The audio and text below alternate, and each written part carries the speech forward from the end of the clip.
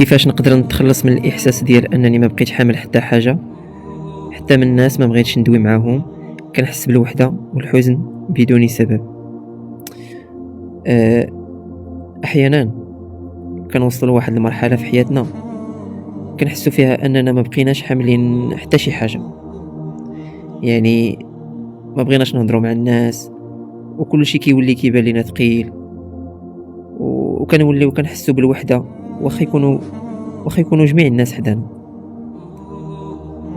وكنحسوا بواحد الحزن بدون سبب واضح. هذا الاحساس هذا راه هو اشاره من الداخل ديالنا، فهمتيني؟ يعني بحال خصنا نوقفوا ونراجعوا راسنا، فهمتي؟ يعني هاد الوحده وهاد الحزن اللي كيجرحونا هي غالبا ماشي فراغ من الناس، لا، ولكن هي فراغ من الداخل ديالنا حنا، فراغ من الطمأنينة. وهنا كيجينا يعني فاش كيقول الله سبحانه وتعالى: ألا بذكر الله تطمئن القلوب. راه القلوب، باش نكونوا واقعيين، راه القلوب عمرها ما كترتاح يعني بالناس ولا بالماديات ولا بأي حاجة في الدنيا. راه القلوب كترتاح ملي كتعلق بالخالق ديالها، فهمتيني؟ يعني جرب تعطي وقتك لشي حاجة اللي تكون صادقة، شي حاجة اللي تكون حقيقية.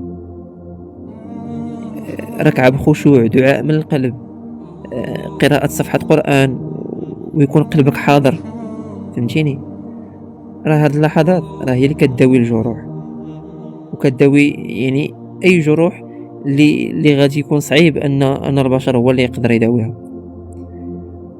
وديما الدين ديالنا كيفكرنا بواحد الحقيقة ديال ان الابتلاءات واخا يكونوا على شكل حزن، سواء حزن داخلي ولا كيف ما بغى يكون هذا الحزن هذا، سواء يكون بسبب او لا بدون سبب، راه ممكن يعني هاد الابتلاءات هادو يكونوا رفع درجات وتكفير على الذنوب اللي كنديرو وكنساوهم، ما كنتوبوش منهم.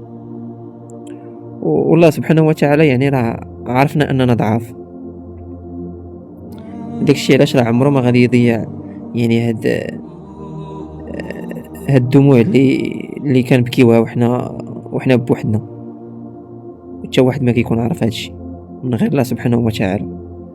يعني مزيان ان الانسان يرجع للخالق احسن من انه يعني يستعن بالناس، فهمتي؟ ما نخليش يعني القيمه ديالنا تكون مربوطه يعني بالرضا ديال الناس ولا بكلامهم، فهمتيني؟ خاص تكون القيمه ديالنا جايه من علاقتنا مع الله سبحانه وتعالى، ومع الرضا اللي كيكون في القلب ديالنا من اللي كنقولوا اللهم اني راض بما قسمت لي، فهمتي؟ يمكن الانسان انه يحس براسو ضعيف، ولكن ثقي بيا راه كل مره يعني الانسان كيتقرب من الله سبحانه وتعالى كيزيد انه يولي قوي. غير حنا الله يسمح لنا يعني قليل فاش كنتقربوا من الله، ويا ربي تسمح لنا على تقصيرنا. ويعني وخصك تعرفي ان الحزن ديالك راه يعني مجرد ضيف وغادي يمشي في حاله.